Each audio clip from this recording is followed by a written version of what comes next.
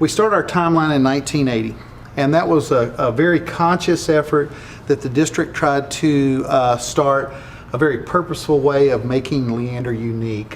Flowers Are Red is a specific story that was told by a student here in Leander and a curriculum guide. So we started this long journey of really focusing on student learning. And so we start in 1980 and we celebrate these events that happened in 1980. We just continue down the timeline. One of the things that we have here, we talk about the guiding documents, kind of those documents that help create opportunity for us to keep that focus and to maintain the culture here in Leander. One of those guiding documents in 1990 that was created with the school board and the other administrative and teacher and student input, parent input in the district, created what we call the graduate profile. And that really is kind of an opportunity for us to begin with the end in mind. What does an LISD graduate look like? And what are the things that we need to do to make sure we're doing that's going to guide us in our decision making? We also at this time in 1991 started really taking a look in this district at continuous improvement, at quality learning and so forth. So we brought in experts in those areas that would help partner with us and guide us down a direction of this Thelander Way, the culture that we're trying to create and maintain. Another guiding document here that we worked with the school board and the community to try to create that's been a living and guiding document for us all along is the 10 ethical principles. So we have 3 or 4 things: the guiding document of graduate profile, the ethical principles, and I'll visit with you about a couple more guiding documents here. But this is, again, how do we live? How do we treat each other? What are the ethical principles that we want to emphasize on a daily basis here in Leander ISD?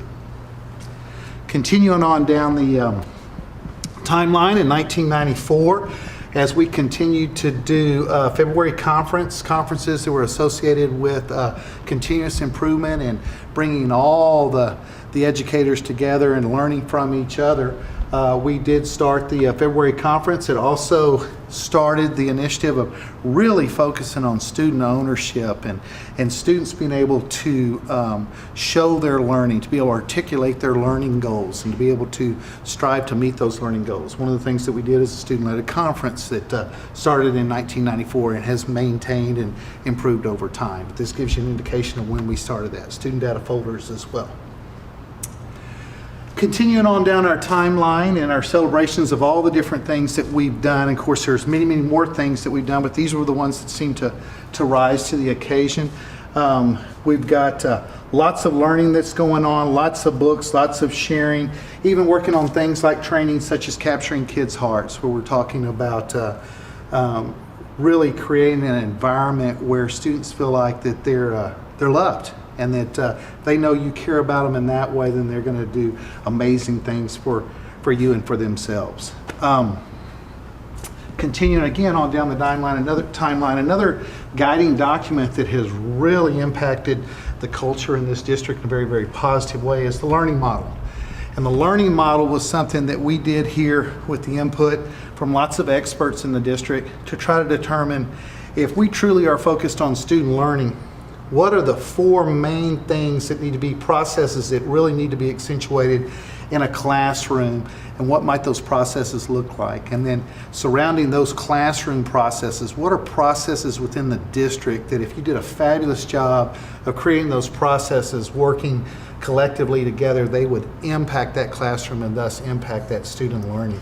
And then the outer circle, the concentric circle there, are the 4 guiding documents that help us get us there and support us in the process.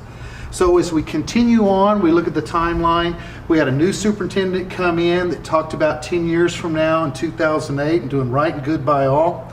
And so what we do is we allow the timeline to run out all the way to 2017, and then we turn the corner there at 2018 because we know, based on his guidance and our collaborative efforts, that we will have met that 10-year goal, and we'll be moving on down the future trying to do what's great for students, right and good by all.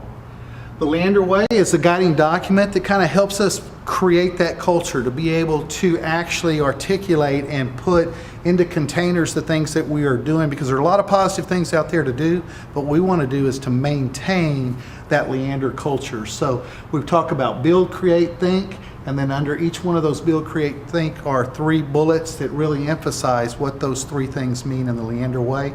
And every one of these documents are aligned to one of those 3 areas that shows the common thread that gets us to where we want to be in this Leander system, the Leander way. We want to create that culture that impacts students the most positive way we possibly can.